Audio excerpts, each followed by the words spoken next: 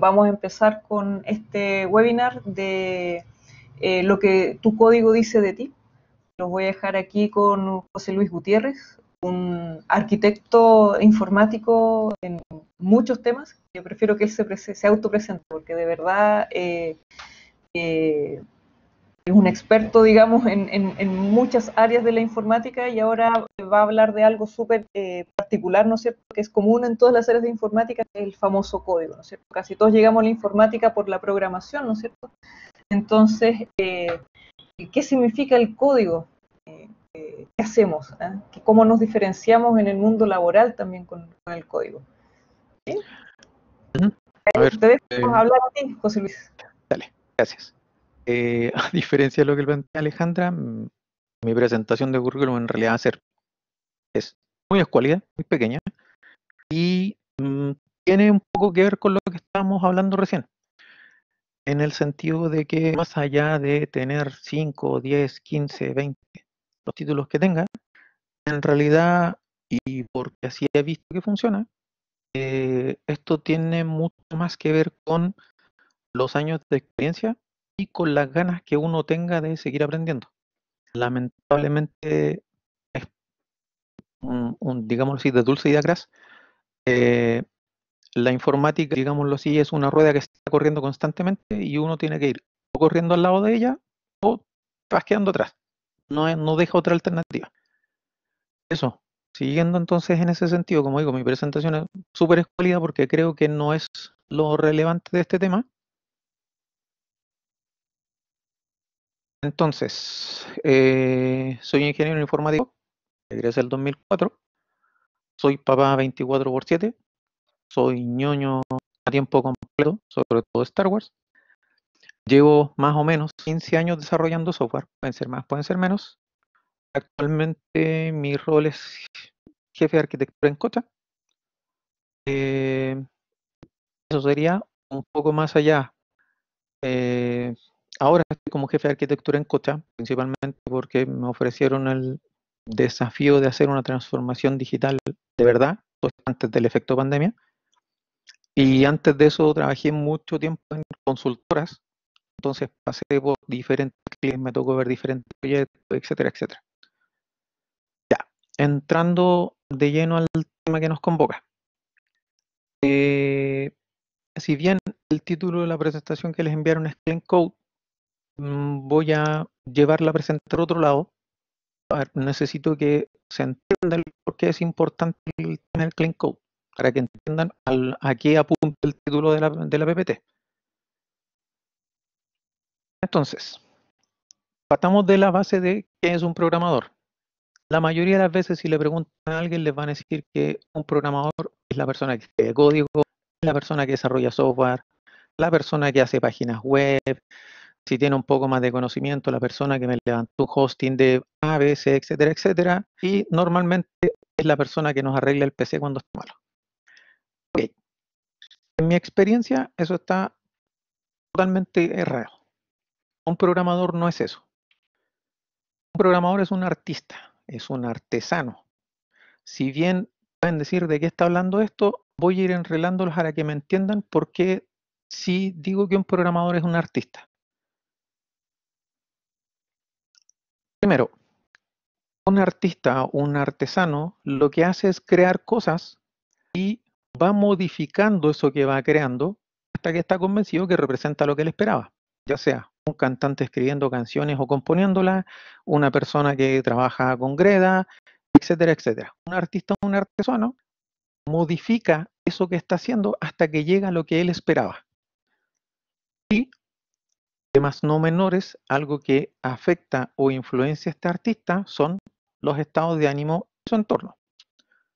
Por ejemplo, si se levantan enojados y se ponen a codificar algo que les están pidiendo, les aseguro que la velocidad de codificación que van a lograr es mucho menor que la que lograrían estando en un estado no molestos.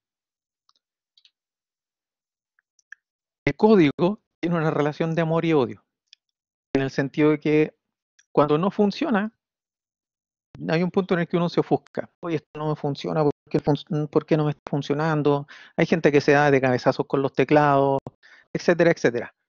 Pero cuando funciona, cuando uno compila, ejecuta y funciona, por esa fracción de segundo, uno se siente el ser más poderoso del universo porque funcionó. Pero por detrás tienen que pensar que funcionó algo que ustedes escribieron.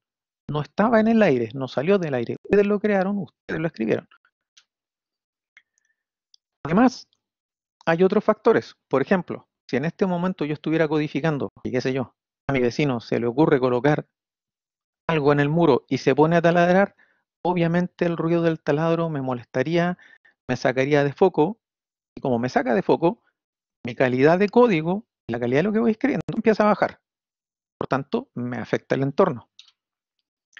Y un tema no menor es que durante el día a día, todos los problemas que resolvemos, no es solo el código, todos los problemas que resolvemos los resolvemos en base a lógica, en base a cómo nos sentimos y en base a nuestras propias experiencias. No todos caminamos igual, no todos respiramos en el mismo orden, todo eso se fue dando en base a nuestras propias experiencias. Algo tan sencillo como ir, tomar la chapa de la puerta y girarla, no todos lo hacemos de la misma forma porque cada uno aprendió en su propia forma, por tanto, cada uno coloca su propia experiencia en lo que está haciendo. Ya, lo que voy a mostrarles ahora es un video modo fotograma de un amigo de Salvador Dalí. Le tomó fotos al proceso que él iba haciendo mientras hacía una pintura que se llama Plaza de Toros, si mal no recuerdo. Y quiero que pongan atención en cómo empieza el proceso de creación de Salvador Dalí, cómo va cambiando y cómo los cambios que va haciendo son totalmente distintos a cómo empezaron ya el resultado final. No tiene audio, por tanto no se preocupen por el audio. Si se fijan, parte con trazos muy brutos, ya se empieza a ver más o menos la cabeza del toro. ¿Okay? Hay algo raro que parecerían piernas. Empiezan a aparecer colores, empieza a aparecer una cabeza. Hasta ahora no sabíamos que había la cabeza, asumimos que es un torero. Ya, si se fijan, además de aparecer la cabeza, empieza a darle obviamente el efecto típico de Salvador Dalí. El toro empieza a cambiar, la cara empieza a cambiar. Si se fijaron, la pierna del torero está en esta posición, ahora cambió a una posición totalmente distinta. Con lo que empezamos es totalmente distinto a lo que terminamos. Cuando ustedes codifican, hacen exactamente lo mismo. Parten con algo muy grueso, lo van modificando, lo van ajustando, hasta que llegan a lo que ustedes esperaban. Entonces eso solo refuerza que un desarrollador, un programador o un developer tiene una parte de artista o de artesano, depende cómo quieran llevarlo. Ya, entonces, si soy un artista o un artesano, ¿de qué forma se evalúan mis obras? Si ustedes van a un museo y le preguntan a una persona especialista, decir, no, mira, esta obra se evalúa porque la hizo tal persona, con tal estilo, etcétera, etcétera. Para el caso de nosotros, lamentablemente, no es tan explícito, en el sentido que no pueden decir, ah, mira, el código de esa persona cuesta tanto. Hay una cantidad de factores muy amplia, yo solo menciono algunas, pero hay muchas más.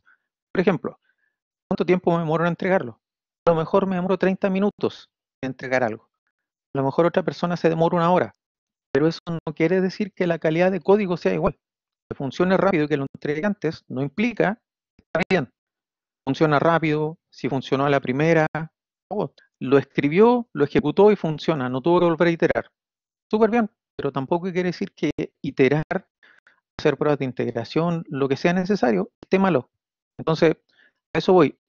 Cómo se evalúa la calidad del código es súper variable y depende del ojo de quien mire. Es rápido, obviamente a un jefe de proyecto, a la persona a cargo, le va a interesar que no se atrase la entrega del producto y si esta entrega la hice súper bien, pero mi historial de entregas anteriores está atrasado, obviamente lo que van a decir es, hizo una bien DN. Por tanto, cómo se evalúa el código que entregamos es muy relativo. Es súper relativo y depende del ojo de quien mire. Sin embargo, hay un punto no menor que es muy importante y que normalmente no se toma en cuenta, que es el que yo marqué allá arriba como el que más puntos da, por así decirlo, que es la opinión de los otros developers. A fin de cuentas, no vivimos en un mundo en el que trabajamos solos. Nuestro código lo va a usar alguien, nosotros vamos a usar el código de alguien y lo que nosotros veamos de ese código va a ser nuestra interpretación del mismo. Por tanto, la opinión de otros developers a nivel de cómo soy yo como profesional empieza a tomar un ribete distinto a los otros puntos que coloqué ahí. Ya. Como yo no soy el primero en pensar esto, es una idea que viene hace mucho tiempo, hay un manifiesto de, aquí yo lo puse en la traducción en español, pero hay un manifiesto de el artesano del software. Quienes partieron esto le pusieron el arte, pero para efectos de lo que les acabo de presentar es lo mismo. Del artesano del software es básicamente el punto en el que quiero detenerme es no solo funciona, sino que está bien diseñado, no solo responde al cambio, sino que también agrega valor constante. Y los últimos puntos son los más importantes. No solo somos individuos o iteraciones, sino que además somos una comunidad de profesionales. Y no es solo colaborar con el cliente, sino también asociaciones productivas. Esto obviamente se enlaza con todo el tema de agilidad y etcétera, etcétera. Pero el tema es aprender nuestro oficio y aprenderlo bien. Este era un comentario al margen de lo que estamos viendo. Para que vean que no es solo, de igual fumó la persona que nos está dando el meetup. No, la idea no es solo mía, viene de mucho antes. Ya. Enrelándonos en lo que estamos. Como les decía, nos guste o no nos guste, como dice ahí la triste realidad, es que gran parte de nuestro tiempo lo tenemos que dedicar a ser el ingeniero forense del código. Ya sea porque quien estaba viendo ese código era un compañero que trabajaba con nosotros y se enfermó y hay que seguirlo viendo, tengo que tomar el código de él y tratar de entender lo que hizo. Entonces, el porcentaje de tiempo que se invierte, no coloqué los porcentajes ahí, pero creo que el gráfico lo explica bastante bien. El tiempo que me demoro en entender el código es mucho más de 3/4 del tiempo. Es una cantidad de tiempo súper importante. Es mucho tiempo que desgasto en entender lo que hace ese código. Entonces el tema es, si gastamos esa cantidad de tiempo tanto en entender el código, ¿será que estamos haciendo algo mal? Ojo que aquí no se trata de, es que el código lo hizo otro. Como no lo hice yo, el problema es del otro. Como dice ahí, les aseguro que si toman un código que ustedes mismos escribieron hace 1 o 2 meses, ¿se acuerdan de todo lo que hicieron en ese código? El por qué lo hicieron, qué decisiones tomaron, por qué lo hicieron de esa forma y no de otra. Si van un paso más atrás, ¿se acuerdan del código que hicieron cuando recién empezaron? Si lo miran ahora, ¿lo harían igual? Probablemente lo harían distinto, porque su estado mental y sus conocimientos en ese momento eran uno y ahora son otros. Entonces, el problema se da en que gastamos tanto tiempo en ser el CSI del código y buscarle el cómo funciona esto. ¿Qué habrá querido decir con esto? No estoy seguro. Entonces, como digo, el gastar esa tanta energía y tanto tiempo en entender el código nuestro o de otros es un tema no menor, es un tema que hay que darle una vuelta porque tenemos esa pérdida de tiempo, si es que lo queremos ver así. Ok, si buscan en internet hay una cantidad enorme, enorme de verdad, de memes y de chistes hablando sobre lo mismo. Creo que el que ejemplifica mejor este efecto es el minuto what the fuck. Si a ustedes les pasan un código y solo durante 1 minuto echan garabatos, no sé, no entienden, se agarran la cabeza, no es tan mal código. Pero si más de 1 minuto dedican esa misma energía en echar garabatos, reclamar y etcétera, etcétera, claramente ese código tiene algo malo. Como dice el del lado, el que está a la derecha, dice, bueno, este es nuestro nuevo desarrollador, ok, ya sabe algo sobre el sistema, se está leyendo, dice, me estoy leyendo toda la documentación. Y la persona que está diciendo al principio, ok, no. Leerme toda la documentación de algo no quiere decir que sepa sobre el sistema. Vamos a ir ahondando sobre estos puntos más adelante. El último tiene que ver con, hay un método llamado traerse el número serial. Tiene un comentario que dice, me traigo el número serial. ¿Qué crees que hace? No lo sé. Ok, miraré dentro del código. Seguimos en la misma línea. Un comentario no me asegura que lo que está debajo sea lo que de verdad decía ese comentario. Quizás es un comentario que alguien dejó ahí y nunca más lo limpió. Quedó ahí. Y puedo asumir erróneamente que el comentario me está diciendo lo que hace cuando en realidad no es así. Por tanto, voy a volver a dedicar más energía a corregir algo o a entender algo que desde un principio debió haberse entendido. Durante lo que estemos hablando, les voy a ir, perdón, les voy a ir contando basado un poco en experiencias mías de cosas que han pasado. Hace, a ver, déjenme sacar la cuenta, más o menos unos 10 o 12 años, estábamos en un proyecto X para una telco, una empresa de telecomunicaciones. En ese momento yo trabajaba en una, ¿cómo se llama? En una consultora. Y dentro de todo lo que estábamos haciendo, un equipo de 7, 10 personas, en ese momento trabajando hasta las 2 de la mañana, 3 de la mañana, siempre íbamos atrasados, mucho antes de todo el tema de agilidad, etcétera, etcétera, por tanto metodología cascada. Obviamente lo que se planificó no es lo mismo que pasó en la realidad. Y nos encontramos con en algún momento que algo no funcionaba. Y cuando empezamos a ver es porque, mira, el list X35 es lo que está malo.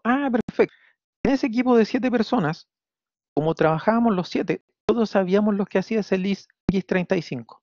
Todos lo entendíamos. Si yo le pregunto a alguno de ustedes que me puede explicar qué dice ese list X35, les aseguro que a ninguno, ni por si acaso, se le ocurre lo que hace. Entonces, si seguimos el hilo de la conversa de lo que les estoy diciendo, la cantidad de tiempo que voy a tener que invertir en entender que hace ese list X35 es enorme, porque el nombre en sí no me dice absolutamente nada. No me sirve para nada ese nombre. Ese equipo de 7 personas lo entendía, ningún problema, porque en boca decíamos, no, mira, el list X35 hace a veces cosas, funciona, perfecto. Pero si yo saco a alguien de ese equipo, algo que pasa frecuentemente, si la persona que hizo eso se va y que es quien entiende lo que se hace, no está, ¿a quién le pregunto lo que hace ese list X35? Lamentablemente se empieza a dar otro efecto. La mente solo almacena o solo mantiene lo que le es útil por el momento. Por tanto, si dejábamos en algún punto de seguir iterando sobre corregir este error con la famosa list X35, se nos iba a olvidar lo que hacía. Nos pasó varias veces que se nos olvidó lo que hacía. Tuvimos que empezar a colocar comentarios, etcétera, etcétera. Debuguear muchas veces y muchas veces así como, ok, voy a tocar esto y espero no romper nada y rezar que por haber tocado la list X35 no echáramos nada. Bueno, cuando nos dimos cuenta de este efecto dijimos, ok, lo que tenemos que hacer entonces es corregirlo. Coloquémosle un nombre que se entienda.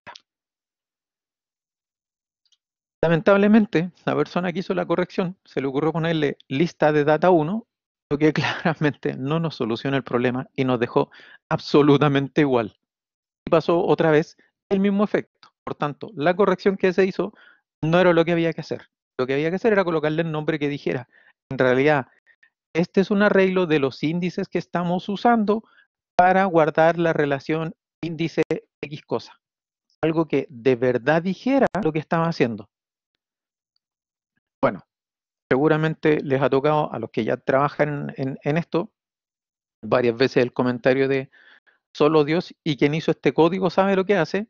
El problema, como decía antes, cuando ya se fue la persona que lo hizo, el comentario es solo Dios sabe lo que hace esto. Otro de los problemas, no sé si problemas, sí, problemas, otro de los temas que se da mucho, voy a usar un par de analogías para que se entienda mejor. Otro de los temas que se da mucho cuando hacemos código, que en algún momento alguien dijo, no, vamos a hacer una prueba de concepto y se asumió como que por defecto todos teníamos que sí o sí hacer una prueba de concepto. Y por tanto empezamos a hacer pruebas de concepto para salvar al mundo. Si tienen tableros Jira, probablemente, no, vamos a hacer un spike con esto. El problema no es el hacer el spike, el problema es el efecto que eso puede causar por nuestra despreocupación en mantener eso. Para darles contexto, en el tiempo de la Segunda Guerra Mundial. Este caballero de bigote pequeño, un poco maniático y ególatra, se le ocurrió que como Alemania y Berlín iban a ser el centro del mundo, él quería hacer un arco de triunfo más grande que el arco de triunfo. Escogió una zona de Berlín donde hacerlo, y para que entiendan las dimensiones de esto, pero vean mi mouse, estos puntos pequeños que se ven aquí son el tamaño de las personas. Estamos hablando de algo enorme. O sea, él quería hacer algo, no sé, si el arco del triunfo mide 10 metros, por decir algo, esta cosa medía 200 metros. Él quería hacer algo enorme. ¿Cuál es el tema? El terreno donde lo escogió construir, antes había sido una ciénaga. Habían empezado a rellenarla, pero seguía siendo una ciénaga.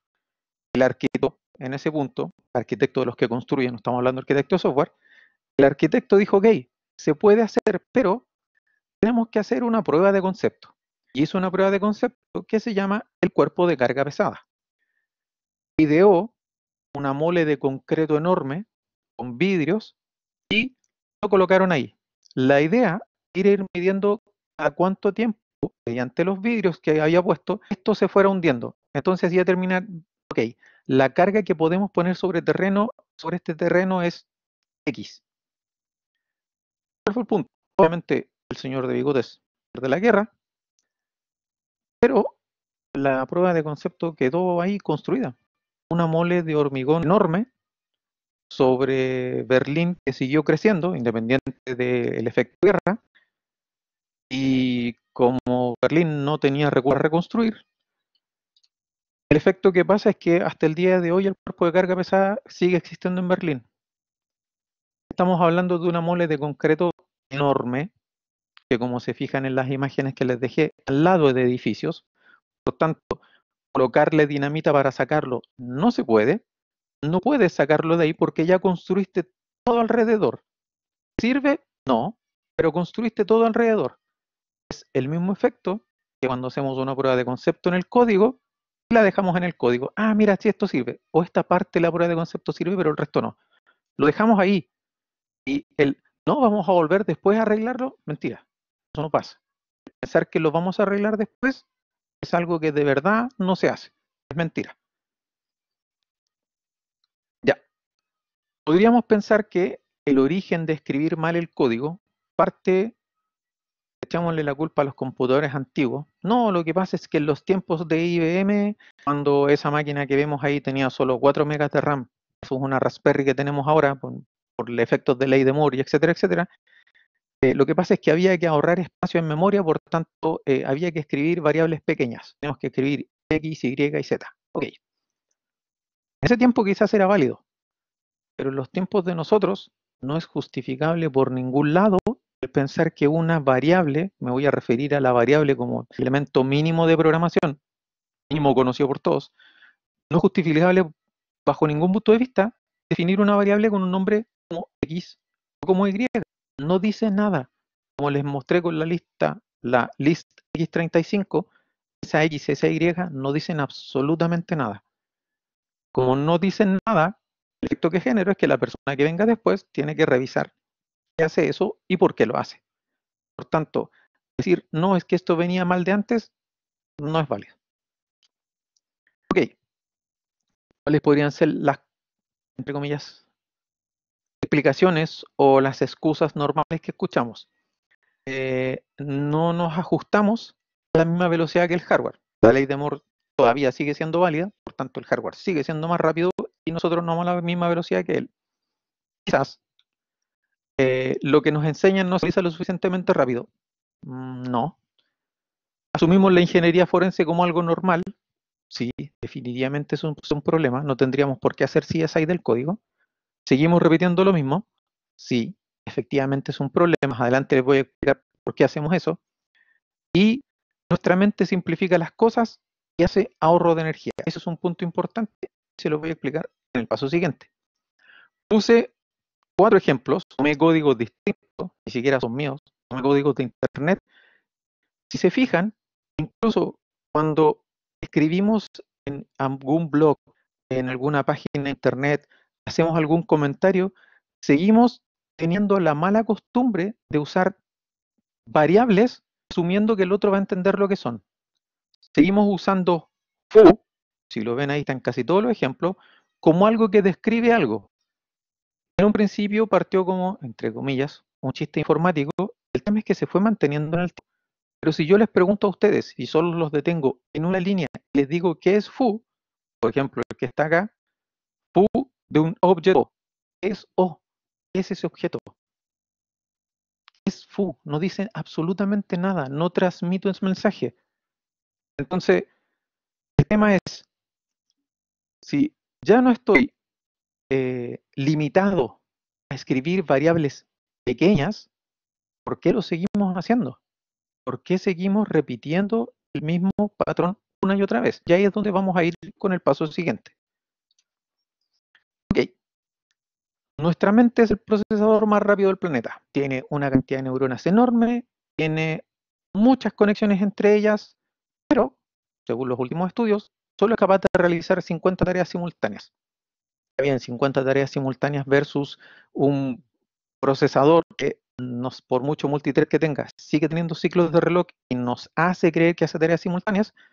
Igual 50 tareas simultáneas son muchos, pero si se fijan en su interacción día a día entre caminar, moverse, que controla la presión sanguínea, que controla, no sé, generar la hormona X, etcétera, seguro que el cerebro hace más de 50 tareas. Entonces, ¿cómo hace el truco para seguir siendo el procesador más rápido del planeta?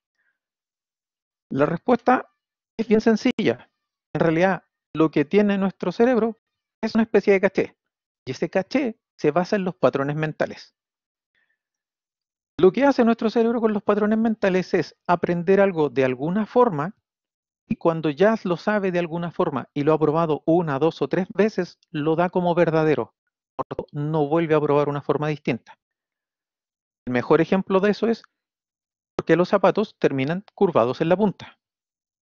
Básicamente es porque cuando caminamos lo último que despegamos son los dedos, ¿cierto? Pero resulta que cuando caminamos lo primero que colocamos es el talón. Hay algo raro ahí. Es lo raro. Nuestro cuerpo aprendió que usamos zapatos. Y como usamos zapatos, la forma de caminar anatómicamente que deberíamos tener es primero la punta de los dedos y luego el resto del pie se pierde. Como sabemos que tenemos un zapato que nos protege el pie, ya no estamos en la época prehistórica, lo que hacemos es coloco el talón y luego el resto. Por tanto, tengo un ahorro de energía. En un paso, en dos pasos quizás no se note, pero en la cantidad de ahorro de energía que hago durante todo el día es bastante. Antes de que digan, quizás está hablando de más, fíjense cuando ven una obra de teatro y los actores entran a la obra de teatro, sobre todo un teatro que tenga tablas, cómo entran para no emitir ruido. La punta es, anatómicamente nuestro diseño es la punta de los pies y luego el talón, pero por ahorro de energía lo hacemos al revés. Los gimnastas hacen lo mismo. Cuando nosotros mismos, cuando alguien está haciendo ejercicio y está saltando, ¿saltan con el talón?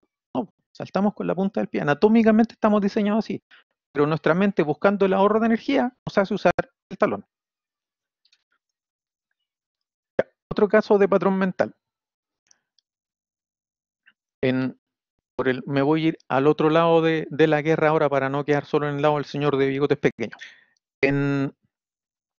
Por el otro lado de la guerra, en la Segunda Guerra Mundial, los estadounidenses tenían un problema de que los alemanes habían inventado una ametralladora mejor y estaban derribando todos los aviones.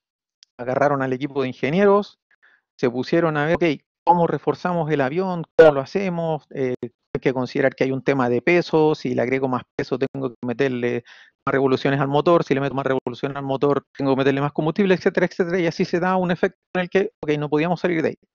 Como los ingenieros no llegaban a solucionarlo, dijeron, ok, quizás los ingenieros no sean la mejor forma, vamos a traer un equipo de matemáticos. Trajeron un equipo de matemáticos, lo analizaron, y el equipo matemático empezó a llegar a la misma conclusión que los ingenieros, salvo un matemático. Si se fijan en el dibujo, ellos tenían identificado con un mapa de calor las zonas en las que el avión llegaba más dañado. Entonces decían, no, mira, si lo cambiamos por este material y en vez de aluminio usamos, etcétera, etcétera. Ok. Este matemático, Abraham Wald, después de revisar los datos recogidos varias partes, dice, ok, ¿saben qué? Aunque es muy obvio lo que me están diciendo ustedes, en realidad esto no es cierto. ¿Y quién? ¿Cómo no es cierto? Sí, ustedes lo están viendo con un sesgo de visión, porque están acostumbrados a verlo de una forma y no están viendo en realidad cómo es el tema. Lo que esta gente tenía en ese mapa de calor eran todos los aviones que habían vuelto. Por tanto, los aviones que habían sido derribados eran probablemente los que lo habían atacado en las otras partes. Entonces, los puntos a reforzar no son el mapa de calor. Los puntos a reforzar son los puntos donde los aviones no llegaban dañados, es decir, los motores, la cabina. Cuando lo ven así es como, es súper lógico, sí, pero alguien tuvo que sacar ese sesgo para decir, en realidad cuando lo veo bajo otro punto de vista, sí se entiende. Es lo mismo. Nuestro patrón mental actúa y dice, mira, he visto esto tantas veces que lo doy por cierto, pero no es tan así. Básicamente, más que matemática versus ingeniería, era lógica versus sesgo. Ok, aquí tenemos otro efecto que se da mucho ahora. Últimamente, no sé, hace unos 5 o 6 años, se ha dado mucho el cambiar de framework del lenguaje solo porque es nuevo. No es porque el que esté usando ahora sea malo, no es porque el que sea nuevo me ofrezca algo distinto, es solo porque es nuevo y está de moda, entonces lo vamos a usar porque es nuevo. Todavía no terminé de aprender bien el anterior, pero ya me quiero cambiar a otro porque es nuevo. Ya, por tanto, lo que voy a hacer es que, como estoy aprendiendo en este nuevo, me voy a equivocar, el otro que no lo aprendí lo dejé a medio. O sea, sigo dejando trabajo ahí para el CSI del código. Dicho sea de paso, muchas gracias a los que dejan esos códigos porque me siguen dando trabajo a mí. Y a todos los que trabajamos en esto, porque como digo, todos vamos a terminar siendo CSI del código. Ya. Como les mostré antes con el tema del cuerpo de carga pesada, hacemos una POC para ver si es bueno, y si funciona, la convierto en el centro de la solución. Sí, pero no terminé de depurarla. No sirve solo la POC, hay que terminar de depurar la POC. Si no, va a quedar ahí y se va a convertir en este armatoste gigante que está al medio y que no puedo quitarlo. Efectos de eso, perdón, ejemplos de eso en la vida cotidiana hay muchísimos. Ejemplos de eso en los trabajos de todos. Les aseguro que todos tienen algún legacy que partió como una POC y se comen eso. La empresa del lado usa eso y yo no puedo ser menos. Básicamente todos lo hacen, yo solo quiero ser popular. No, la última versión de Angular es la Angular 9. Listo, vámonos a Angular 9. Pero espérate, si lo estábamos haciendo el Angular 7 y ni siquiera aprendimos bien y nos vamos a saltar al 9. No, pero todos lo están haciendo, cambiamos una nueva. O cuando yo trabajaba en consultora, llegaba la empresa X y decía, mira, ¿sabes qué? Lo que pasa es que necesitamos rehacer esta solución porque se hizo voy a echar la culpa a PHP, nada contra PHP, se hizo en PHP y lo queremos hacer en algo más nuevo. Ya, pero tu solución funciona. Sí, sí, pero la queremos en algo nuevo. No tiene sentido. Pero como hay que ser popular, hagámoslo de nuevo y hagámoslo en un lenguaje nuevo. ¿El framework o el lenguaje nuevo es más fácil y es mejor? ¿Sí o no? Yo soy un firme detractor de que cuando el lenguaje simplifica mucho las cosas, no estamos perdiendo la capacidad de analizar lo que el lenguaje hace por detrás. Y si no entiendo lo que el lenguaje de verdad está haciendo, en realidad no estoy siendo un buen desarrollador. Porque estamos no entendiendo lo que hacemos, estamos copiando y pegando, como que fuera, busco la respuesta, busco Stack Overflow, la primera, la copio, la pego, la ejecuto, funciona, listo, funciona. Pero espérate, revisa bien qué fue lo que hiciste, por qué lo hiciste, por qué esa solución sí y otra no. Entonces, ¿de verdad necesitamos tantos lenguajes distintos? Esto genera un efecto malo para el rubro, si lo quieren ver así, es que tenemos muchos desarrolladores que dicen, no, yo solo sé trabajar con React, por decir algo. Ya, ok, pero mira, esto lo estamos haciendo en Java. No, es que yo solo sé trabajar en React. Espérate, programar es programar. Cambian la sintaxis, cambiarán los paradigmas, pero es programación. Un if sigue siendo un if, un for sigue siendo un for. Estoy totalmente de acuerdo que hay un periodo de adaptación en el que tengo que aprender la sintaxis nueva, un par de algoritmos distintos, pero es programación. Eso no ha cambiado en nada. Pero como estamos en una competencia contra alguien en el buscar el lenguaje que lo haga más rápido y Y todo al tiro estamos perdiendo la capacidad de ver por detrás de verdad lo que eso está haciendo. Y aquí tienen el mejor ejemplo de eso. Hago el desarrollo, me pongo a instalar módulos que alguien hizo y que yo no estoy entendiendo lo que hacen, y cuando reviso lo que hice yo versus la cantidad de módulos que cargué, solo en módulos se me disparó la cantidad de peso de lo que pesaba esa aplicación. No estoy diciendo muerte a los módulos, no tomar los módulos, no, solo el mejor ejemplo. Tomamos código de otros, lo damos por absoluto y por bueno, pero en realidad quizás lo que habría que hacer es nosotros revisar el cómo hacerlo. No estoy diciendo hagámoslo ahora al tiro, solo es que ahí tenemos el mejor ejemplo que por simplificar algo estamos echando a perder en otro lado. Ok, esta es la parte en la que varios de ustedes pueden estar pensando, la culpa es de lo que me enseñaron. O cuando tengo el jefe de proyecto en la espalda. Yo, como decía en un principio, ya llevo harto tiempo trabajando, entonces me tocó varias veces en las que yo estaba desarrollando y tenía al jefe aquí. No sé cuál es la idea de esas personas que se colocan aquí creyendo que estando ahí te van a hacer andar más rápido. La verdad es que generan el efecto contrario. Para mí, ese efecto de tener el jefe aquí, que te esté preguntando constantemente cómo vas, es equivalente a esto. Amor, ¿dónde estás? Estoy esperando el bus. Ah, bueno, apresúrate. Ok, voy a esperar más rápido. No se genera el efecto. Ahora, es un chiste, pero echarle la culpa al jefe de proyecto no es el tema. No tenemos asertividad. Claramente este es un tema.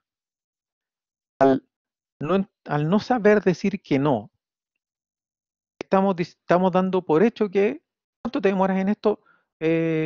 No, quizás me demoro 2 días. No, necesito que esté en 1. Bueno, ya. Al caer en ese juego, dejo de darme el tiempo suficiente para codificar como corresponde y para el tiempo que el código necesita. Como les vengo diciendo desde un principio, el código es un proceso creativo que toma tiempo. A lo mejor hago algo en 2 días y la próxima semana eso mismo no soy capaz de hacerlo en menos de una semana. Mi estado es distinto, mis emociones son distintas, puede haber algo entre medio que sea distinto. Pero si no soy capaz de, cuando me preguntan cuánto me demoro, frenar el tema y decir, ¿sabes qué me voy a demorar tanto? Yo mismo soy culpable de no darle tiempo que se necesita al código. Esta también es muy común. Yo no hice ese código. Ya. Sí y no. Como vengo diciendo desde un principio, todos vamos a hacer CSI del código. Por tanto, decir que yo no lo hice no es justificación a que la calidad del código sea deficiente. Quien codificó no sabía lo que hacía, de cuál fumó esta persona, etcétera, etcétera. Los 3 ejemplos que puse ahí son ejemplos reales. Es triste porque si yo, por ejemplo, acá estoy definiendo una variable x igual 0 y después pregunto si x igual 0, en la línea siguiente es lógico que x va a ser igual a 0. ¿Cuál era el sentido de eso? Quizás lo hizo por una prueba, ok, y aquí volvemos al tema de la prueba de concepto. Quizás lo hizo por una prueba. Después que la terminó, lo que corresponde era borrarlo. Porque si no, genero confusión. Esta de acá, si x es igual a 0, no hago nada. Ok, esta persona no sabía programar, o quizás ahí sí hacía algo, pero luego lo quitaron, en cuyo caso lo que tocaba era hacer refactorizar ese código. Porque dejar esto no genera ningún valor, solo confusión. Tener comentarios como este, en esta función se retornará la suma. En realidad lo que está haciendo es multiplicación. Si coloco un comentario que no tiene ninguna relación con lo que de verdad hace, obviamente llamo a la confusión y otra vez genero el efecto de volverme el CSI del código. No sé ustedes, pero las primeras veces que veía esto, mi reacción era, matémoslo. ¿Dónde aprendió a programar? ¿Quién le enseñó a programar? Es súper malo, no quiero trabajar nunca más con él. Y si se fijan, esto es precisamente lo que les dije, que cuando uno empieza a evaluar las obras de los demás, es el primer tema, es lo que más relevancia tiene, lo que los demás empiezan a decir de nuestra codificación. Otra excusa, no conozco el framework, no conozco el lenguaje, no tengo idea qué estoy haciendo. Sí y no, hasta cierto punto se puede entender, pero vuelvo a decir, programar es programar. frameworks distintos, lenguajes distintos, los if siguen siendo los mismos, los for siguen siendo los mismos. La sintaxis en sí, si estuviera bien escrita, se entendería igual. ¿Me va a tomar tiempo entender particularidades del framework? Sí, pero eso no quita, no deja abierta la opción a ocupar eso como justificación a que mi calidad de código sea deficiente. Falta de empatía, como mostré recién en esos ejemplos, que como les digo, ahí lo simplifiqué, pero son ejemplos reales. Veo que es malo. Yo mismo, cuando veía esos códigos, reclamaba así como, que como hay cuestión, pero en vez de corregirlo, lo dejaba ahí. Cuando lo que tenía que haber hecho es, ya sabéis que esta cuestión está mala, reclamar lo que tengo que reclamar contra la persona, pero corregirlo. Si no lo corrijo, sigo dejando las piedras en el camino ahí. Yo mismo, cuando en 2 meses más me tengo que volver a meterme eso, voy a volver a pelear con lo mismo. Por tanto, encima ni siquiera soy empático conmigo mismo. Estimación o adivinanza. Toca muchas veces, sobre todo cuando no es uno el que dice el tiempo que le va a tomar llegar a puerto con un desarrollo, es que es otra persona la que dice, no, mira, si esto me toma 2 semanas, 3 semanas, pero en realidad quien sabe cuánto le va a tomar eso son ustedes, los desarrolladores. El desarrollador sabe los pros y los contras. El desarrollador sabe que quizás esa aplicación tiene un problema de, no sé, overflow de memoria. Eso lo sabe el desarrollador, no quien toma la decisión más arriba. Entonces, en ese sentido, volvemos un poco al tema de asertividad. Si yo no soy capaz de decir, espérate, ojo, no funciona así, se va a tomar más tiempo, es culpa mía. Si yo juego a hacer estimación o adivinanza de cuánto me va a tomar, también es culpa mía. Entonces, en ningún punto es culpa de lo que me han enseñado, lo que viene hacia atrás. La culpa es mía por no tomar las riendas y ver cómo corregir. Esto, en realidad, lo he visto pasar un montón de veces. Y la invitación que empiezo a hacerles aquí es que ayuden a que esto se rompa. Cuando uno es un nuevo desarrollador y llega a un trabajo nuevo, lo más probable es que el código que escriba no sea el mejor. Ya sea porque no me sé el negocio, es lo más común, no me explicaron bien los requerimientos, etcétera, etcétera. Por tanto, es muy probable que mis primeros códigos sean muy deficientes. Incluso pasa de desarrolladores viejos por si acaso. Uno suele cambiarse de trabajo y en ese cambio los primeros códigos suele dar un poco de tumbos. Bueno, en la medida que yo voy tomando más experiencia, voy escribiendo mejor código. Y empiezo a arreglar el código malo. Y aquí es donde caemos de nuevo en el CSI del código. Tengo que empezar a arreglar código malo, mío o de otros. Como ya tengo experiencia, tengo que empezar a arreglar código malo, mío o de otros. Día siguiente, oye, hay que arreglar esto. Ok, sigo arreglando código malo, mío o de otros. Nunca doy el paso siguiente en mejorar ese código. Solo arreglo código malo. Por tanto, lo que pasa es que me frustro. ¿Cuál es el problema de esto, de este círculo?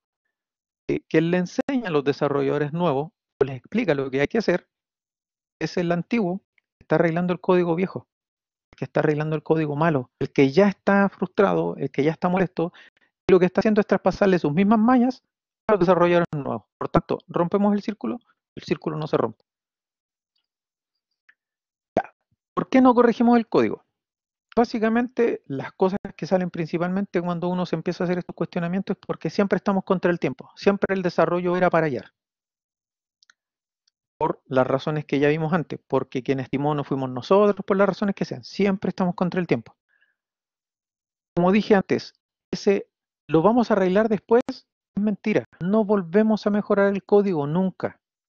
Si el código quedó malo, un comentario o lo que sea, va a quedar malo. No vamos a volver a arreglarlo porque siempre va a salir algo más que corregir. Entonces, si en ese momento no lo corregimos, ya no se va a corregir. Esto, la que viene, tiene relación un poco con la lista X35 que les mencionaba. El equipo actual lo entiende, por tanto, si se entiende ahora, no me preocupo que a futuro se entienda, siendo que el perjudicado por eso puedo ser yo mismo. Yo mismo puedo llegar 2 meses después a ver un código que yo escribí y no me voy a acordar lo que hice, porque de verdad no me voy a acordar. Porque como vemos muchas cosas al día, y como les vengo diciendo hace un rato, nuestras emociones están metidas en esto, mi estado mental en ese momento era otro, lo que estaba pensando en ese momento era otro, lo que sabía en ese momento era otra cosa, entonces pienso en, si lo dejo así, da lo mismo. No pienso en que más adelante alguien va a tomar ese y ese alguien incluso puedo ser yo mismo. Veo el error pero no lo corrijo. Un poco la misma que mencioné antes, en otro lenguaje o framework se hacía de otra manera. Y esta es una que está ocurriendo mucho últimamente. Lo que pasa es que en el paradigma de orientación a objeto, programación estructurada, reactiva, la que quieran, se hace de X forma. El paradigma de programación no tiene nada que ver con la forma en la que escribo mi código. Entonces, usar en programación orientada a objetos se hacía así, en estructurada se hacía así, no. O sea, usarlo como excusa, no. Dependiendo del caso, podría tener algún dejo, pero sería el mínimo. Pero no es la excusa. El tema es que no estamos entendiendo que el código es el corazón de todo lo que hacemos. No lo asumimos, no nos damos cuenta de eso. Cuando llegan a un proyecto nuevo, sin documentación, y les toca un jefe de proyecto nuevo, que también tiene la misma cara de Poker Face y no sabe qué es lo que se están enfrentando, se van a leer, no sé, un mamotreto enorme de 200 páginas para entender los requerimientos. No, probablemente esos requerimientos, igual como no se corrigió el código, nadie los haya actualizado. Entonces, ¿me sirve leer ese documento? No. ¿Qué es lo que voy a hacer? Ok, me voy a sentar, soy el CSI del código, me voy a poner a debuguear. Entonces, si me siento en el código, me pongo a debuguear el código, ¿dónde está la documentación? La documentación está en el código. Pero como no lo escribimos bien, nosotros mismos no nos escribimos bien la documentación, nosotros mismos nos hacemos la zancadilla. No entendemos que los requerimientos que hayan venido durante el periodo de tiempo que haya sido y hayan ido cambiando están en el código. Si antes había que sumar 2 valores y ahora hay que sumar 3, ese último cambio está escrito en el código. Pero en vez de leerlo ahí y leerlo como conde, empezamos a preguntar, siendo que el código es la documentación. Pero como no lo escribimos bien, no hacemos la zancadilla nosotros mismos. Como dice este caballero, hablar es muy barato, muéstrenme el código. Estamos hablando de unos compadres que escriben unos kernels de Linux enormes, por tanto, algo deben saber al respecto. Ya,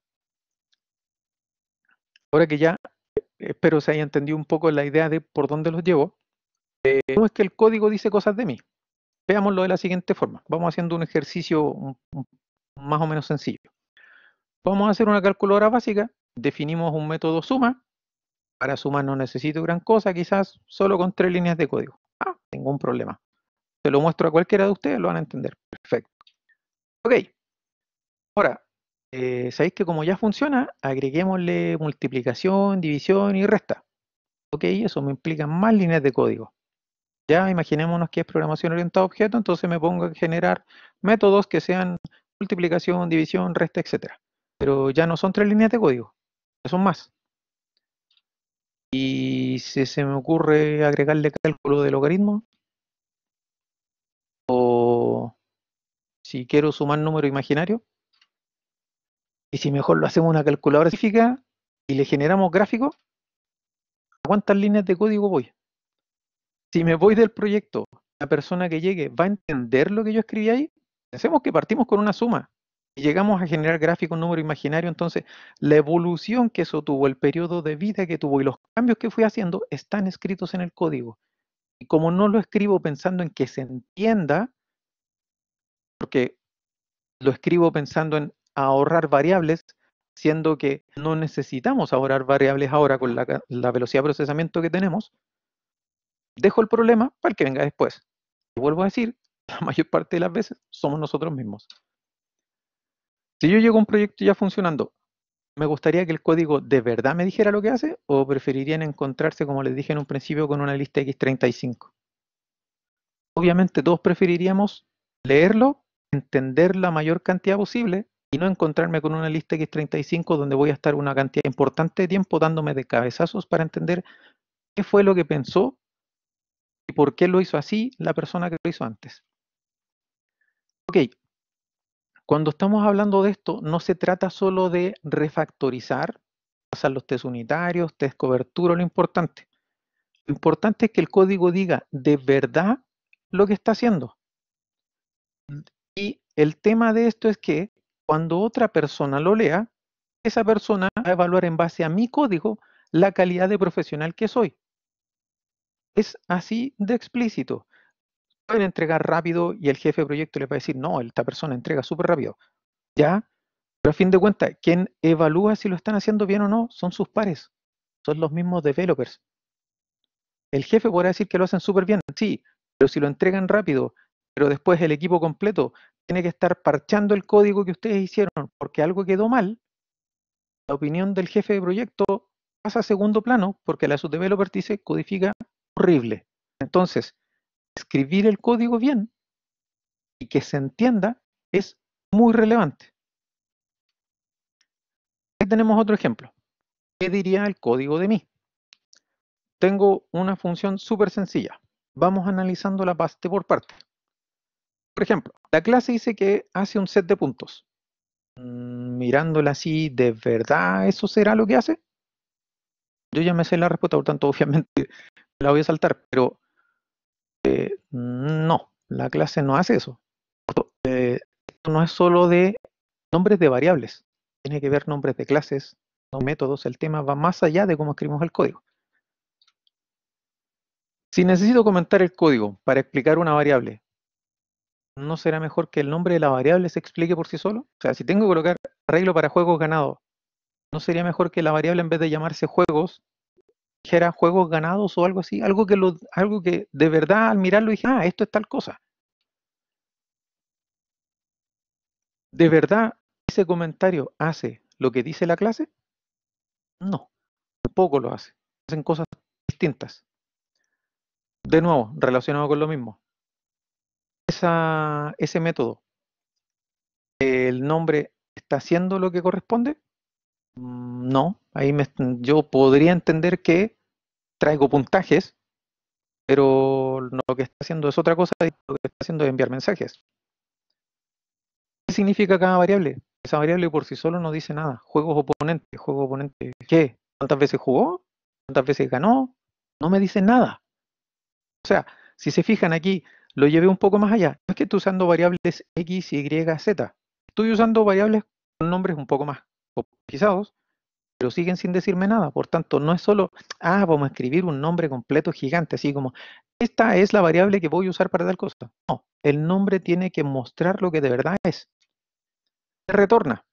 Bueno, lo que retorna es totalmente distinto a lo que dice el nombre del método.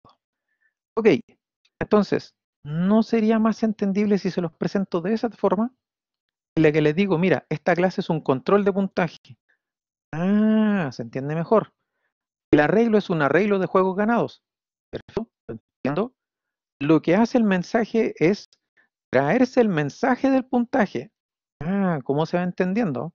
Y lo que hace la variable en realidad es contar los juegos ganados por oponente. Si se fijan, modifiqué pocas cosas, pero ya se entiende. No tengo que darme de cabezazos para entenderlo. Ya. Aquí estamos en un punto en el que, como les decía en un principio, así como les mostré el manifiesto del artesano, el Craftsmanship Manifest, esto también tiene otro trasfondo. En realidad, y esto tiene que ver con el subtítulo de la presentación, que es Clean Code. El Clean Code, el señor que está acá, no es un libro enorme, entonces espero que lo alcancen a ver. Dos cosas importantes sobre esto. No es, tengo el Clean Code, me lo leí, ya sé hacer código limpio. No, creo que ya es sexta o séptima vez que me leo el Clean Code y sigo corrigiéndome cosas. Lo que coloqué ahí son algunos tips rápidos de Clean Code. Clean Code tiene muchísimos más. Los mejores ejemplos, lo que vimos recién, las variables, los métodos y las funciones deben decir lo que de verdad son y hacen. Escribir mejor código, esto es súper importante, no implica que, mira, yo lo hice en una línea, tú lo hiciste en 3. Sí, pero si mis 3 líneas se entienden y la línea que hizo el otro no se entiende, no tiene sentido. Como decía antes, las variables no son aux1 ni aux2, ni los métodos son método 1 método 2. Saquémonos de la cabeza que tenemos que ahorrar eso porque no se justifica, ya sea en la compilación o en la transpilación o en el tipo de framework que estén usando al momento de compilar o transpilar, convertir a bytecode, etcétera. Es la máquina la que tiene el trabajo de tomar ese texto que pusimos y convertirlo en una variable que él entienda, no nosotros. No tenemos por qué seguir escribiendo X para ahorrar variables, para ahorrar espacio de memoria, porque ya no se necesita. Los compiladores se encargan de hacer eso, compilador, transpilador, bytecode, etc. Si alguien les dice que les explique, mira, ¿sabéis que me explicas que existe en este código? Lo más que seguro es que el código como está no es capaz de ser lo suficientemente autoexplicativo y quizás habría que darle una vuelta para poder corregirlo. Tampoco se trata de llenar de comentarios el código. Como les mostré antes, un comentario no necesariamente implica lo que viene debajo. Y otras veces, además, puede que se me haya olvidado quitarlo cuando ya hacía otra cosa. Si la función, el método, en el programa, en el lenguaje framework que están usando, el nombre es capaz de explicarse por sí mismo, no necesito el comentario. Este es parte de lo que invita a hacer el clean code también dentro, que es la regla del Boy Scout. Dejar el mundo mejor que como lo encontré. Es decir, si me encuentro con esos dolores de cabeza como los que les presenté, donde tengo un if que no hace nada en esa condición, pero si en el else, más allá de que rabee, lo corrijo. Pero no lo corrijo solo por decir, ah, mira, soy súper capo, lo corregí, el resto otro sabe nada. No, lo corrijo porque esa cuestión me puede caer incluso a mí mismo encima. Por tanto, ir mejorando constantemente el código es la invitación de esto. Ya, este otro tema que me han preguntado cuando he hecho este meetup en otros lados. Ya, la invitación no es, ah, salgamos, destruyamos todo y hagámoslo todo de cero. No, la invitación es, en la medida que vayan, que sea posible, en la medida que vayan aprendiendo, insisto, les vuelvo a decir, yo creo que es la sexta o séptima vez que leo Clean Code y todavía me sigo corrigiendo cosas que no he hecho, vayan corrigiendo, vayan ajustando. Esto no va a ser de la noche a la mañana. También la idea es que en ese círculo de la frustración que les mostré, en vez de ustedes enseñar las malas prácticas, ustedes también enseñan las buenas prácticas. Y eso es lo que el código empieza a decir de ustedes. Mira, esta persona lo hace así súper bien, se preocupa por eso, etcétera, etcétera. Por tanto, los developers que trabajan con ustedes van a decir, mira, ¿sabes qué? La persona hay que mirarla con otros ojos, está un paso más allá que nosotros. ¿Por qué he dado este meetup y por qué me interesa este meetup? Yo también soy uno de los que firmé el Craftsmanship Manifest porque me interesa que mejore la calidad de lo que estamos haciendo. Si mejora la calidad de lo que estamos haciendo, empezamos a mejorar como profesionales y así vamos mejorando todos juntos. Entonces, ahí es donde viene mi motivación a invitarlos a ir para allá. Ya. Como les mostré antes, gran parte de esto tiene que ver con los patrones mentales que tenemos. Y el patrón mental muchas veces es súper difícil de romper o de salir de ahí. La mejor forma de hacerlo, si les ha tocado trabajar en un equipo ágil con coach, etcétera, etcétera, es hacer kata. La kata, igual que en las artes marciales, es repetir un movimiento, repetir un movimiento, repetir un movimiento, repetir un movimiento, hasta que salga en forma natural. Por ejemplo, como les conté un principio, yo llevo 15 años desarrollando, por tanto yo partí cuando lo que se usaba más era programación estructurada de objetos. Perdón, programación estructurada. Cuando tuve que cambiar a programación objeto, tuve que aprender ese paradigma, porque no era lo mismo que hacía en el otro lado. No era solo, creemos otros métodos. El paradigma lleva a pasar por detrás. Entonces, lo que hice fue repetir. Ok, los métodos se crean así. No, los métodos se crean así. No, los métodos no se crean así. Años después, José Luis, sabéis que necesitamos que revises esto y lo están haciendo en Angular. ¿No he visto en Angular? Hay algo que me parece que les dije al principio, a mí me gusta mucho lo que trabajo. Así, perfecto, déjame aprender Angular, dame un tiempo X para aprender Angular y lo que hice fue, ok, Principios de Angular. Angular hace bla, bla, perfecto, listo. Primer proyecto en Angular. El proyecto de Angular se crea así. Creo el proyecto, listo, lo borro.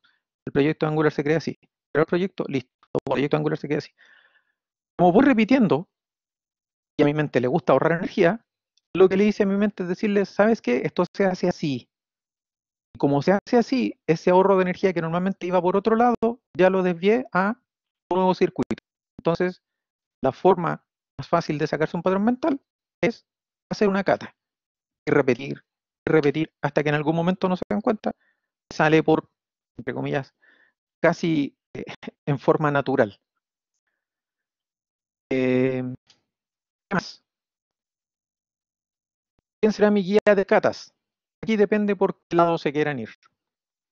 El libro en particular que leeré es el Clean Code, es solo uno de varios libros que tiene la persona. Lo pueden buscar por Robert C. Martin o Uncle Bob.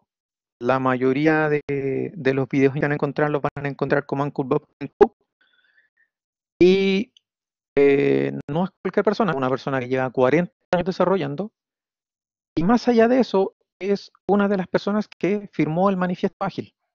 Por tanto, creo que con esa trayectoria y con ese nivel de importancia, sí es bastante importante su opinión.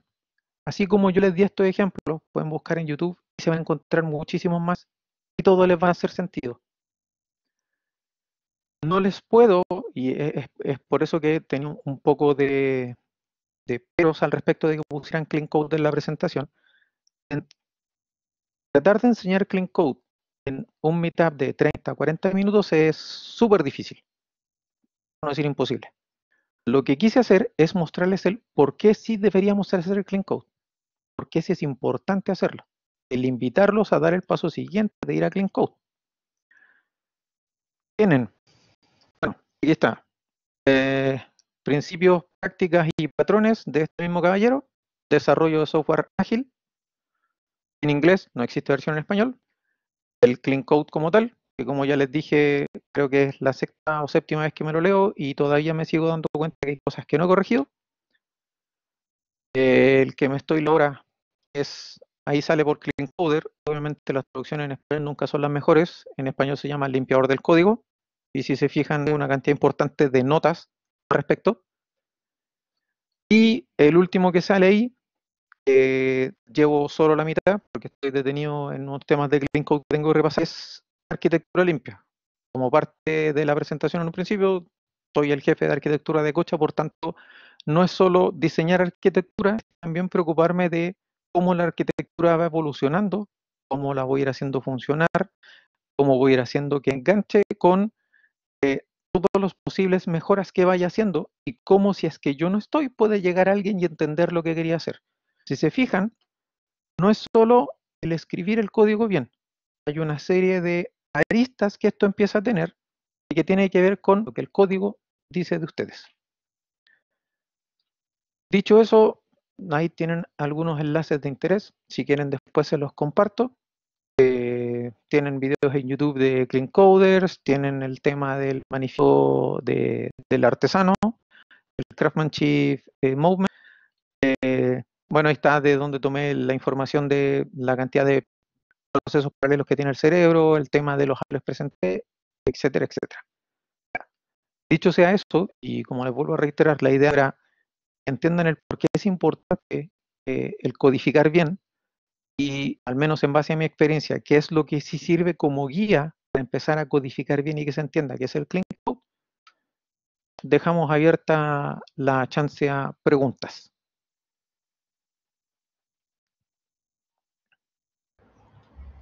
Ahí pueden abrir el micrófono o escribirlo ahí por el chat. ¿Sí? ¿Les Como, gustó la presentación? como ustedes prefieran. Este es el momento en el que pueden tirar piedras, sí, no, están de acuerdo, no están de acuerdo. Por si acaso, no soy el dueño de la verdad absoluta, por tanto, es muy probable que algo no le haga match, no esté de acuerdo, y si es así, conversémoslo. Sí, hay varios gente que pidió grabarla porque están trabajando, entonces me pidieron grabar la presentación. Ignacio, Ignacio.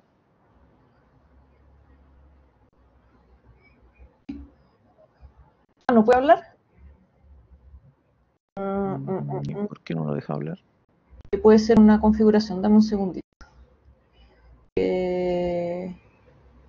Sí, tranquilo que ajustes de la sesión. Compartir audio. Listo. ¿Escucha? 1, 2, 3, 4. Sí, listo. Se te escucha. Se te escucha Primero, lejos, pero se te escucha. señor Gutiérrez, primero agradecerle el espacio de poder compartir su experiencia con nosotros. Cuando me dicen señor Gutiérrez me siento súper viejo. Soy viejo, pero no tanto todavía. Que sale para él y la verdad no me di cuenta al principio el nombre. Sí, no, tranquilo. Bueno, primero partiendo por parte de desarrollo, yo desarrollo de lo que tengo 16 años aproximadamente, incluye el mundo del desarrollo y bueno, empecé con un libro de Visual Basic. Básicamente me dio un docente como 500 páginas y en base a eso empecé a llamar la atención con lo que es el desarrollo en general. Obviamente para intentar crecer uno, al fin y al cabo el tema de desarrollo, como dijeron ustedes al principio, es algo que uno tiene que ir avanzando, de lo contrario voy atrás o voy a la par de ellos. Hice trabajo gratuito durante mucho tiempo en diferentes empresas solamente para ver cómo la gente programa, conocí el tema de desarrollo web y me fui incluyendo en ese aspecto participando directamente en proyectos. O sea, iba a la empresa, hola, aprendo desarrollo, tengo esto y quiero aprender. No, no aceptamos gente, no, sí, es gratuito, solamente quiero aprender. Esa básicamente charla me sirvió bastante para entrar y tener bastante experiencia. La verdad, todo lo que he mencionado desde mi experiencia hasta el punto de ahora, trabajar en empresas, enseñar a diferentes personas y trabajar como freelance, la verdad, comparto todo lo que menciona el tema de lo que es la codificación limpia en general. Hay muchas malas prácticas que están actualmente en el mercado y es solamente porque uno no las quiere arreglar porque simplemente no quiere. El tema de codificar mejor, como dice ahí, y también como escribe en el chat, es de cada uno. Si uno quiere mejorar como desarrollador, quiere mejorar como profesional, se dedica a ello. Por lo cual, de mí nace mejorar. No de ver un video de YouTube, leer un libro o de la noche para la mañana. Depende de mí. Entonces, básicamente como recomendación y también como viejo de experiencia en el sentido, la mejor lo que puedo hacer es practicar y apegarse a las buenas prácticas, que al fin y al cabo son muy fáciles de olvidar. Aunque no lo crean, son muy fáciles, uno puede quizás con el tiempo aprender una buena práctica, pero viendo otras personas que lo hacen mal, se pega. Al fin y al cabo, se pega mucho más fácil de lo que yo me demoré en aprenderlo. Entonces, simplemente hay que ser constante, nada más. Y eso quería aportar. Gracias, señor Gutiérrez. Ya. O sea, totalmente de acuerdo. Por eso, como mencioné, creo que es la sexta o séptima vez que me leo el libro, porque efectivamente a uno se le van olvidando cosas. Como les mostré en la presentación, la idea de la presentación es que se entienda que no es solo, hagamos clean code porque está de moda. No, porque de verdad sirve, porque de verdad ayuda. No solo va a ayudar a los demás, los va a ayudar a ustedes mismos. Si es que les gusta esto, es un muy buen punto de inicio para mejorar como profesional. Lamentablemente yo partí igual que Ignacio y cuando fui aprendiendo del resto, y como les mostré en ese círculo de la frustración, vas aprendiendo las malas prácticas, pero queda en el lado de cada uno el querer salir de ahí y revisar, ¿sabéis que en realidad esto será así o habrá otra forma de hacerlo? Irónicamente, en el mundo globalizado donde está todo en Internet que tenemos ahora, la cantidad de información no correcta que hay en Internet también es muy alta. Entonces, así como en el equipo de trabajo en el que estoy, alguien puede decir, ¿sabes qué? Esto se hace de tal forma y estar totalmente errado, me puede pasar lo mismo buscando en Internet. Por lo tanto, no puedo quedarme como les mencioné, no puedo quedarme con, busco el error en Stack Overflow. Ok, la primera respuesta, listo, me sirve, la tomo, la copio. ¿Funcionó? A lo que sigue. Tengo que darme yo el trabajo de hacer el paso siguiente, de entender lo que hay debajo. Eso, no sé si alguien quiere acotar algo más, tiene alguna consulta, pero recalcando un poco lo que decía antes, efectivamente el tema parte de cada uno.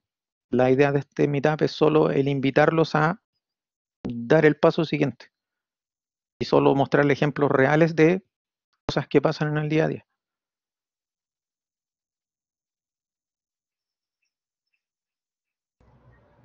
Yo quería agregar a lo que estabas diciendo, José Luis, que no solo también hay un tema individual, sí, yo creo que hay un 90% del tema individual, pero ya no trabajamos individualmente. Nuestros proyectos son en general complejos, ¿no es cierto?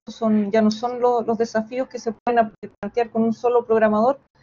Y entonces también dentro de ese esfuerzo personal que tenemos que hacer, tenemos que entusiasmar a nuestros equipos, a nuestros colegas, porque si nosotros solitos hacemos buen código y el resto del equipo no, el código final sigue siendo un espagueti, ¿no es cierto?, inentendible. Entonces hay que tratar de contagiar al resto, ¿no es cierto? Hay que tratar de igualar hacia arriba en el sentido de la calidad del código.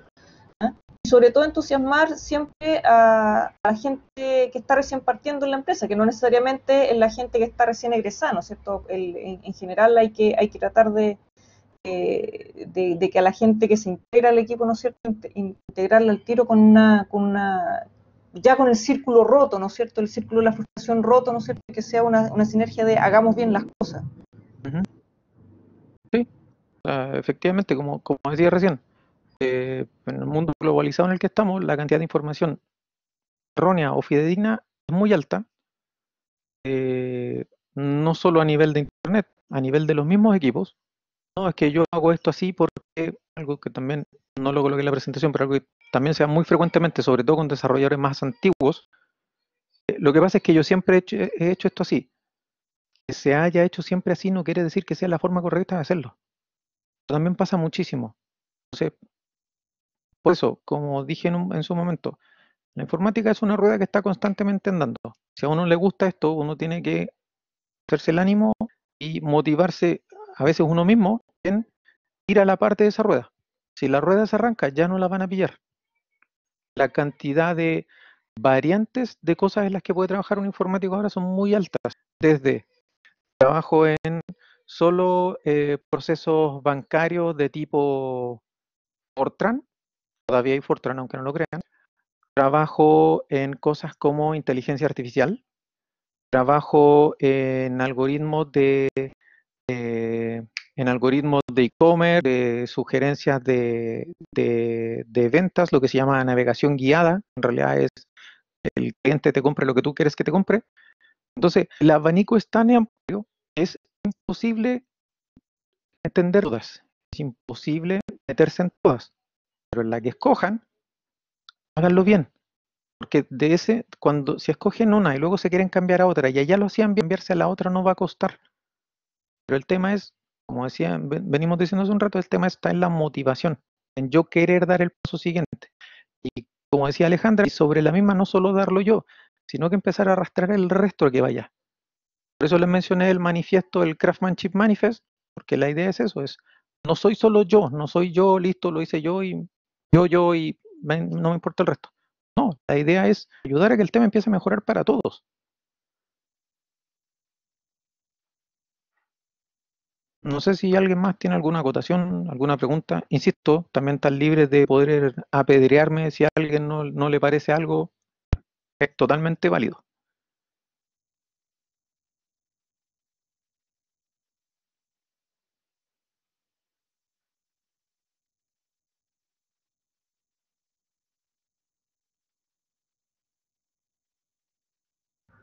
También aprovechar de si tienen dudas en estos momentos de incertidumbre, ¿no es cierto? Lo que estamos también conversando un poco al principio, porque también tiene que ver con esto, ¿no es cierto? Porque esto tiene que ver cómo hacer que me contraten, ¿no es cierto? Son las dudas que ustedes siempre están, no siempre, pero que muchas veces me hacen, ¿no es cierto? O nos hacen en general a los profesores, ¿no es cierto? ¿Qué va a pasar cuando egrese, ¿no es cierto? ¿Cómo logro quedar en un trabajo? ¿Cómo logro encontrar un trabajo que me guste, ¿no es cierto? De hecho, no sé, cómo partiste tú en tus primeros trabajos, ¿no es cierto? Es distinto al cómo partí yo en mis primeros trabajos a cómo van a partir ellos en sus primeros trabajos. Sí. Pero sí, lo que no cambia es que desconfíen de aquellos trabajos, de aquellas postulaciones en donde no les piden ver algún código de ejemplo de lo que hacen, porque significa que no se están interesando en sus capacidades. Exactamente. Nosotros actualmente, respondo lo que comentó Alejandra y luego respondo lo que escribió Sebastián. Donde estamos actualmente, bueno, a pesar de que no está trabajo en el rubro del turismo, por lo tanto el tema no está muy bien, pero hasta antes de todo este tema de pandemia y etcétera, Lo que hacemos cuando contratamos gente no es, toma, aquí tienes una prueba de 5 páginas, entrégame los resultados. No hacemos eso. Le preguntamos en qué ha trabajado, que nos cuente un poco de lo que ha trabajado, que nos muestre algún código que haya hecho y lo que hacemos es decir, nosotros mismos prefiero a alguien con motivación y ganas de aprender a un desarrollador viejo que no está dispuesto a cambiar. Yo prefiero trabajar muchas veces con gente que tenga las ganas de aprender y que me cuestione y que me presione a mí mismo para ir mejorando, que trabajar con el compadre que va, se sienta, hace su pega y la hace porque tiene que hacerla. Entonces, efectivamente, lo que dice el Alejandro es así. Últimamente cada vez se pide más el, "Oye, ya, pero ¿tienes algún GitHub con código que podamos mirar? ¿Tienes algo que hayas desarrollado que podamos mirar?". Ya no es solo escribir en el currículum, el papel aguanta mucho. Ahora, muéstrame el código que haces. Entonces, como les presenté aquí, el código habla por ustedes. El código dice la calidad profesional que son. Entonces, por eso es tan importante darle el tiempo que necesita. A ver lo que preguntaba Sebastián. Ya, mira. Eso es súper variable, Sebastián. Porque, por ejemplo, yo partí trabajando en la Junta Nacional de Cuerpos de Bomberos. Para quien no sepa lo que es eso, igual como me pasó a mí cuando llegué ahí, yo llegué a un edificio que afuera decía Junta Nacional de Cuerpos de Bomberos, tenía el logo de Bomberos de Chile y lo primero que pensé fue, yo no trabajo gratis, no vengo aquí a trabajar gratis. A fin de cuentas, en resumen, como hay muchos cuerpos de bomberos en el país, y como ustedes sabrán, no dependen políticamente de nadie, lo que hace la Junta Nacional de Cuerpos de Bomberos es el ente al que le pasa todas las lucas. El gobierno, por así decirlo, recibe lucas por diferentes cosas. No sé, pero alguien no cobró, ¿cómo se llama esto? Alguien no cobró una plata que tenía en el banco después de tanto tiempo. Todas esas lucas, en vez de quedarse al gobierno, es como todo eso pasa a bomberos. Además, le pasan unas lucas X de bombero y con eso tienen que arreglarse para funcionar durante todo el año. Y cuando yo llegué a trabajar ahí, si se fijan, es un negocio bien fuera del usual. A mí no se me hubiera ocurrido que existía. Tuve que aprender de lo que eran las escalas, las tiras que le llaman a las mangueras. Tuve que aprender un negocio que en mi vida se me hubiera ocurrido ver. Pero me sirvió para, ok, hacer mi primera interacción real con el mundo, un poco parecido a lo que mencionaba Ignacio. Yo partí en esto con un Commodore 16, porque mi viejo, alguien, el vendedor le dijo que era un Commodore 16 y no un Atari lo que se usaba, por tanto aprendí con un Commodore 16 y también aprendí Basic así. Entonces, pasar de eso, más lo que me habían enseñado, a pasar a la realidad fue como, ya sabéis que me están dando la oportunidad aquí, me voy a quedar aquí, voy a ver qué aprendo. Y lo usé para aprender otro montón de cosas que no sabía.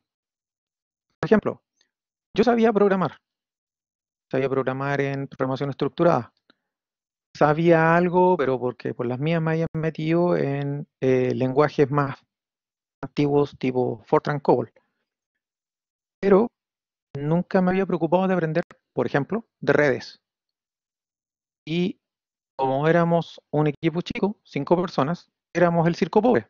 Por tanto, teníamos que desde instalar puntos de red hasta desarrollar los programas que estábamos haciendo. Entonces, si bien se podría decir, puta, lo que pasa es que ahí quizás no ganaste mucha experiencia, por el contrario, porque me obligó a aprender de un área que no sabía. Tuve que aprender protocolos de red, tuve que aprender a cómo funcionan los kernels de Linux, tuve que aprender a configurar un servidor de correo, y así, etcétera, etcétera, etcétera. Pasé del solo desarrollar a ampliar el horizonte y el campo que tengo. Cosas que todavía uso.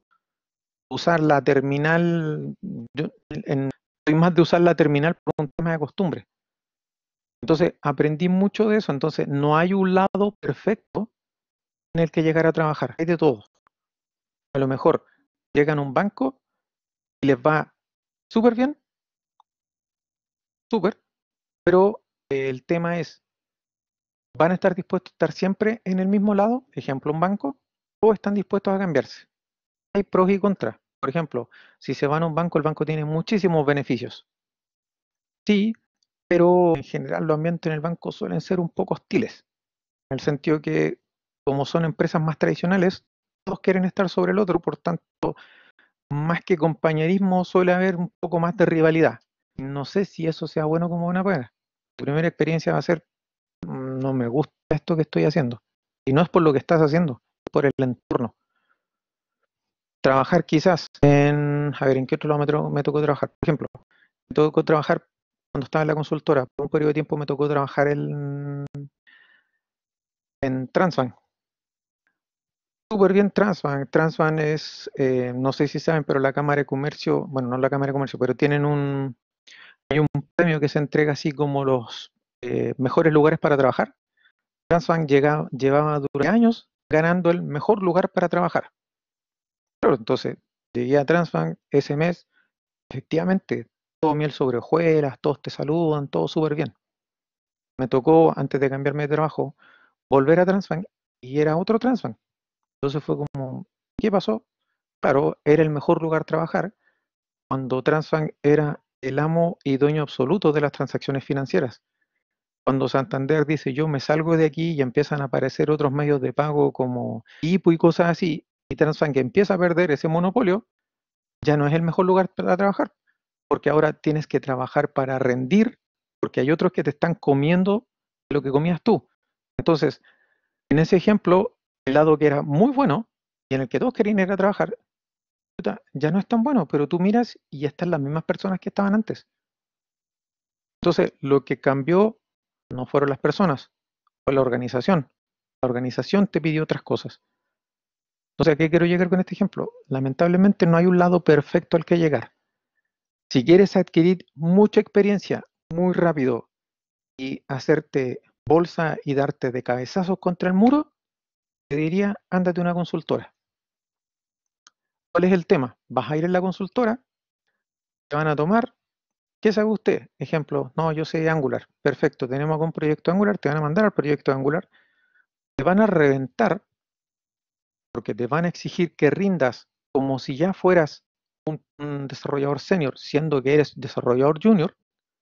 Probablemente quien te coloquen a enseñarte va a estar ya bastante frustrado, por tanto, no te va a enseñar de la mejor forma. Vas a tener que venderle al cliente el que lo estás haciendo bien y tú mismo vas a estar, no tengo idea de lo que estoy haciendo. Vas a aprender mucho, pero a la fuerza. No sé si es la mejor forma. Yo mismo cuando entré a la primera consultora me sacaron el jugo. Aprendí harto, pero insisto, a mí me gusta mucho lo que hago. ¿Cuál es el tema? Después mi señora me agarra y me dice, oye, ¿sabes qué? Bajo un poquito en las revoluciones. Distinto es cuando uno está soltero o cuando tiene familia y tiene hijos. Entonces, si quieres aprender mucho y muy rápido, pero a riesgo de que no sea de la mejor forma, yo te diría, anda de una consultora. El lado perfecto no existe. En todos lados hay cosas buenas y hay cosas malas. En este momento, si fuera posible, el lado en el que me ha tocado estar, que funciona muy bien, pero eso es antes de pandemia, otra cosa es después de pandemia, es la TAM.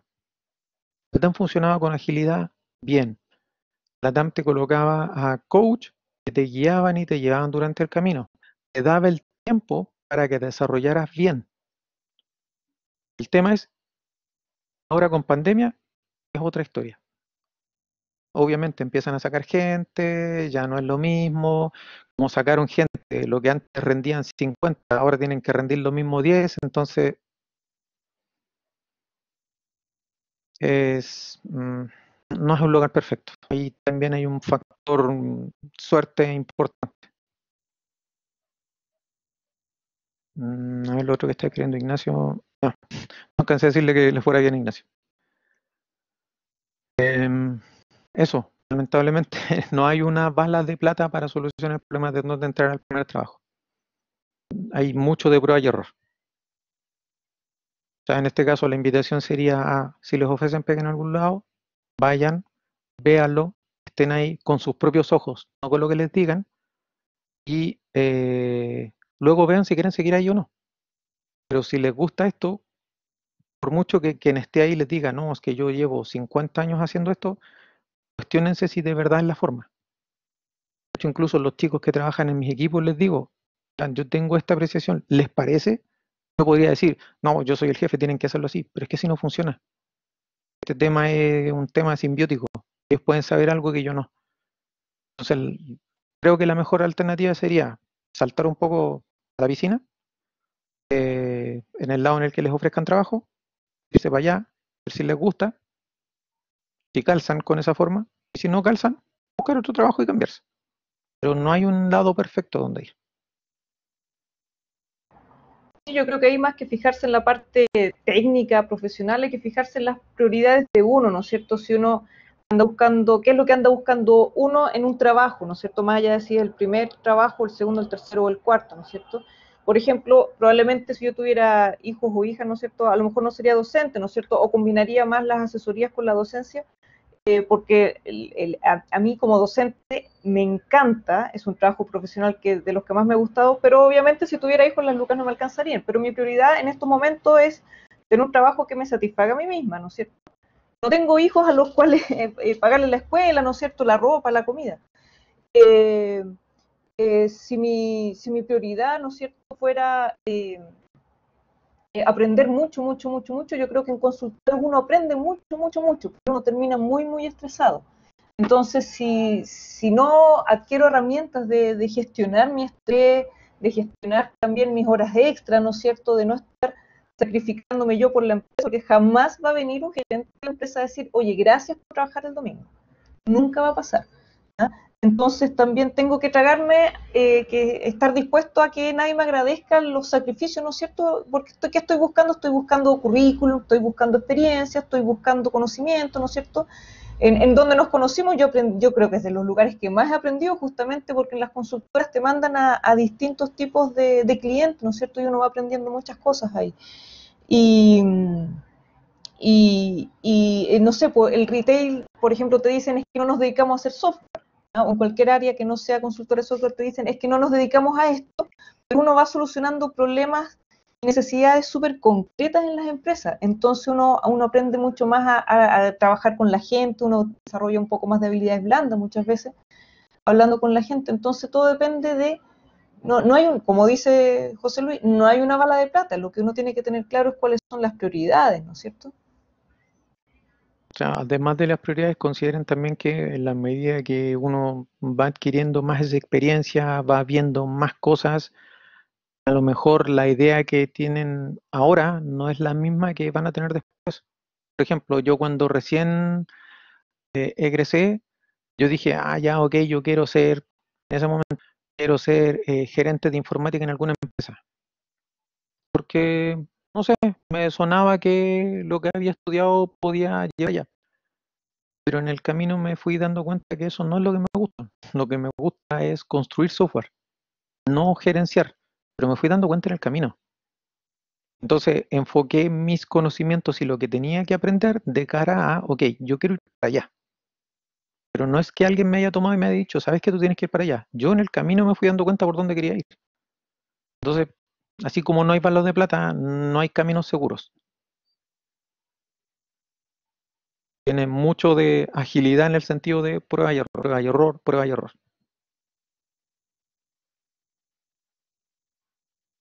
No sé si alguien tiene alguna otra duda, alguna otra inquietud. Eso mismo me pregunta, si quieren preguntar algo más, en micrófono o por chat. Ujú.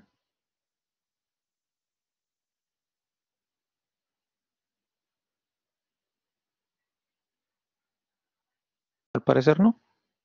Sí, parece que no. Voy a parar la grabación. Ok.